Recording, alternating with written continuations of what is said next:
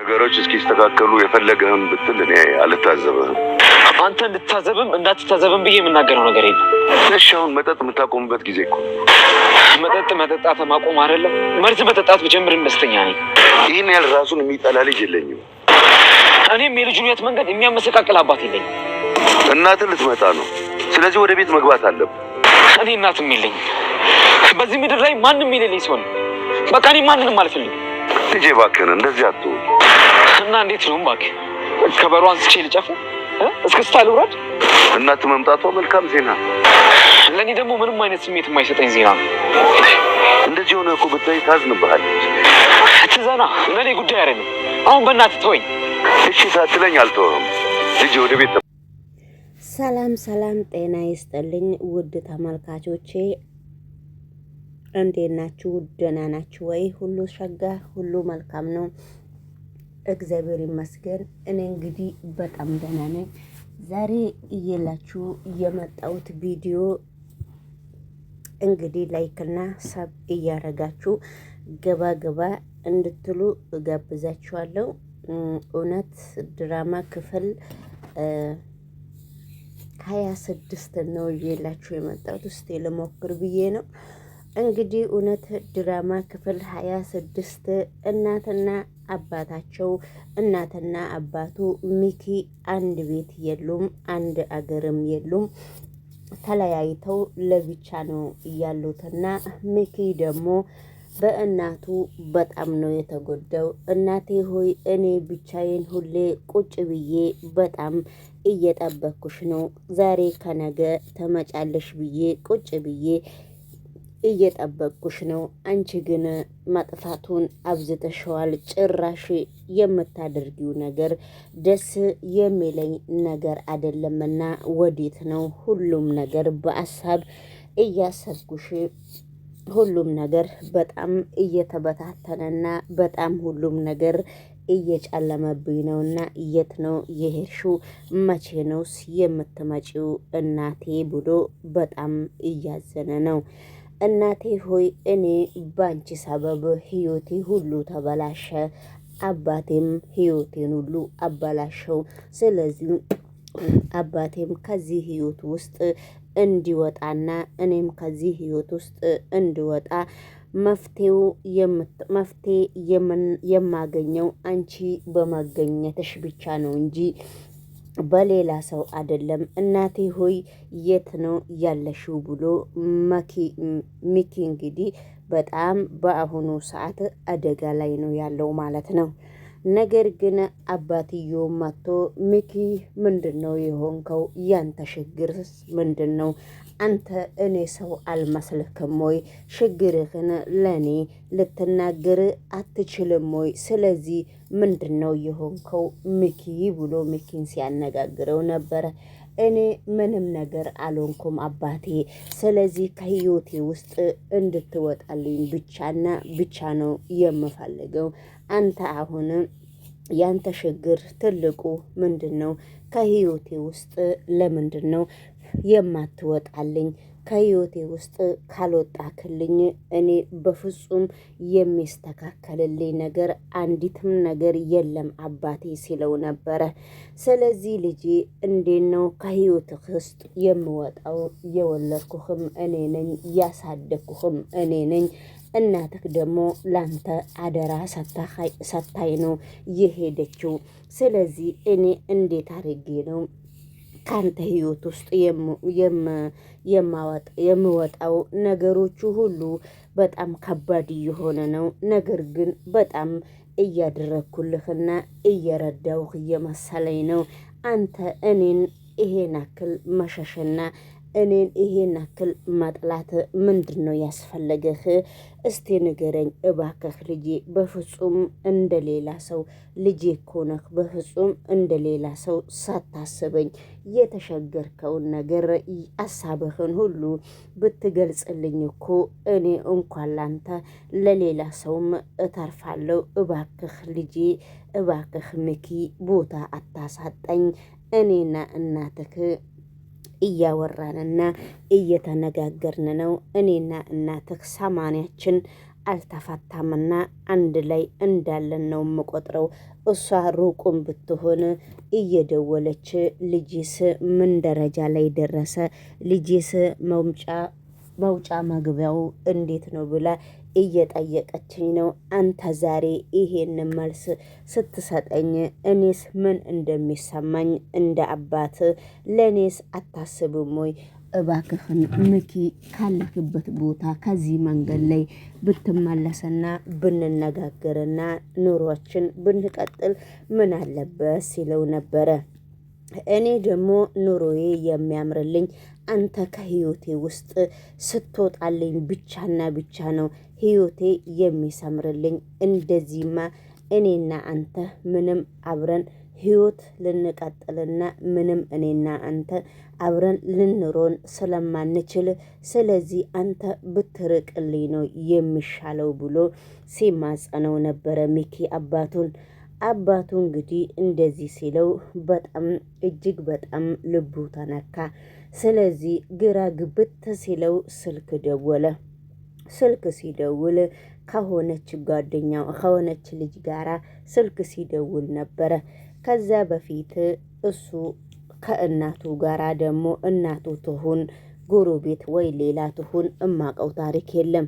ከሷ ጋራ ደግሞ እየፈለጋ ሲያገኛት እሷ ደግሞ እየተረገመች ጉልት እየሸጠች ነው።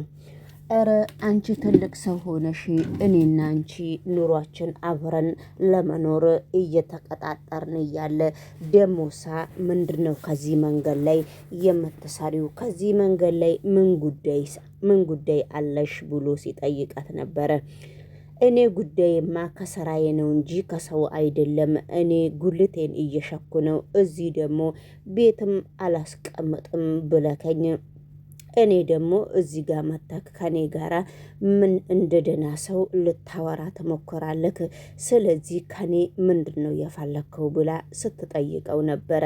እኔ ካንቺ ሰላም ነው የምፈልገው እንጂ ካንቺ አንዲት ነገር የምፈልገው ነገር የለም። እባክሽን እኔ የምልሽን ነገር ብትሰሚኝና እባክሽን ብንደማመጥ ምን ችግር አለው?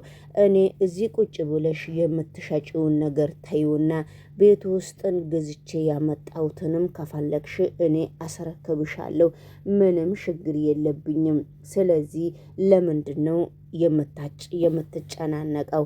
ለምንድነው የምትጨናነቂው? ያንቺ ችግርስ ምንድነው እንዴ? እንኳን የቤቱን ልትሰጠኝ እንኳን የቤቱን አንስተህ ለኔ ልትሰጠኝና እኔ ገበያ ወስጄ እንኳን ልሸጥ እኔ እናንተ እኮ አንተም ልጅ አለህ እኔም ልጅ አለኝ። ልጆቻችንን እንኳን ስላልተስማማን ልጆቻችን እንኳን ተከፋፍለን ወስደናል። ስለዚህ አሁን ከኔ አንዲት ነገር አንተ ሰውዬ ምንም ካንተ ንግግር የለኝምና ስለዚህ አሁን አንተ ማረግ ያለብህ አንድና አንድ ምርጫ ካንተ ያለኝ ነገር መራቅና የራሴን ስራ እየፈለግኩ ይሄው እየሰራው ነውና የራሴን ስራ መፈለግ ነው እንጂ ካንተ ጋራ አንዲት ነገር የሚያገናኘን ነገር እንደሌለ ነው አስጠንቅቄ የምነግርህ። ስለዚህ አሁን ደግሞ ፖሊስ ካላመጣው እንግዲህ ተነስተህ ሂድልኝ። እሺ በቃ ልጄን አይተሸዋል ወይ ሚኪም ብሎ ሲጠይቃት እኔ ድሮንም እኮ ስለ ልጅም ተናግሬያለሁ። ተከፋፍለን ብዬ ካለው ተከፋፍለን አንተም ልጅህ እኔም ልጄ ወስጄ ወጥቼ ጉልትን እየሻኩ ነው። ስለዚህ ስለሱንም እኔን መጠየቅ አትችልም። ምንም ጉዳይ ከኔ የለህም ብላ ስትመልስላት እባክሽ አንቺ ሴትዮ ተረጋጊና የምትናገሪውን ነገር እወቂ ስላት ነው። ስለዚህ ምንም አንተ ከፊቴ ስትሄድ ብቻ ነው የተረጋጋ ነገር የምናገረው እንጂ አንተ እዚህ ፊቴ የቆምክ የተረጋጋ ነገር አንዲትም ነገር እንደማልናገር አስጠንቅቄ ነው የምነግርህ ስትለው ነበረ። እንግዲህ ከሷ ጋር ዞር ብሎ ስልክ ደውሎ ነበረ። ስልክ ሲደውል ምንድነው ችግርህ? የት ነው? ምንድነው የልጄ ችግር አልገባኝም። ልጄ እናቱ አውሮፓ አገር ነው ያለችው። ባንፋታም አደራ እኔ ላይ ጥላ ነው ያለችው። እኔ ግን እዚህ ድርጅቴን እያንቀሳቀስኩ ነው። ልጄ ግን ምን እንደነካው አላቅም። እየጠጣና እየሰከረ ነው የሚመጣው። እኔና እሱ ያልተግባባንበት ምክንያት እንዴት መጠጥ ትጠጣለህ? እናትህ ደግሞ ባንፋታም እናትህ ጋር 80 አለኝና ስለዚህ የእሷ 80 እኔ ላይ እስካለ ድረስ ስለዚህ አንተ ደግሞ እሷ ደግሞ እኔ ላይ ስልክ ደውላ ልጄ እንዴት ሆነ ቤት ገባ ቤት ወጣ እያለች እየጠየቀችኝና እኔ ደግሞ ስላንተ ክፉ አንዲትም ነገር አውርቼ አላቅም። ጥሩ ነገር እያወራወት እሷም የራሷን ስራ እየሰራች ነው በሰው አገር፣ እኔም ደግሞ የራሴን ስራ እየሰራው ነው። ስለዚህ አንተ ደግሞ እንደዚህ አይነት ድርጊት ስታደርግ በፍጹም ሊዋጥልኝ አልችልምና ለምን ከዚህ መንገድ አትመለስም ብዬ ሳነጋግረው ነው ቤት ውስጥ ትቶኝ። ትላንትና እንኳን እኔ ጋር ያለው አሁን ከቤቱ ውስጥ ሄጄ ሳጣው የለውም ነበረና መፍትሄው ምንድነው ብዬ ልጠይቅሽ ነው ወደ አንቺ የመጣሁት ብሎ ልጅቷን ስጠይቃት ነበረ። ምን ችግር አለው ታዲያ? አንተ ደግሞ ለምንድነው የምትጨናነቀው? እናትና አባት ቢለያዩም ለሁሉም ነገር ምንም ነገር የሚያጨናንቅህ ነገር ስለሌለ ስለዚህ ሚኪን ፈልገነው ወደ ቤት እናስገባዋለን።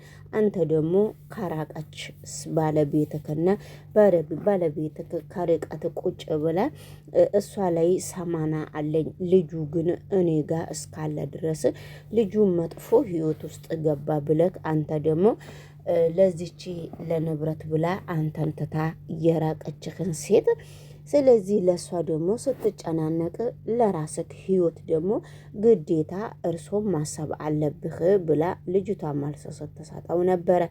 እንግዲህ ልጅቷ እንደዚህ ብሎ ነገር አይደለ እንዴ የ80 ሚስቴክ ሆነችን አደራ ልጅን ሰታ የሄደችው ብሎ አሁንም መልስ ሲጠይቀት ምን አስሬ እንግዲህ እርሶ የ80 ሚስቴ ብሎ ለኔ መልስ ሊመልሱ ይሞክራሉ።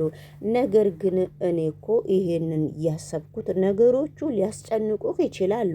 እኔ ግን ላንተ ያሰብኩት እኮ የሰው ልጅ በአሁኑ ጊዜ አይምሮውን ሲያጨናንቅ ሌላ ህይወት ውስጥ ስለሚገባ አይምሮክን ትንሽ እንዳታጨናንቅ ፈልጌ ነው እንጂ ከባለቤትክ 80ውን አውርድና ከባለቤትክ ውጪ ኑር ያልኩህ እየመሰለህ ነበረ የሚመስልህ። እኔ ደግሞ እንደዛ አላልኩም።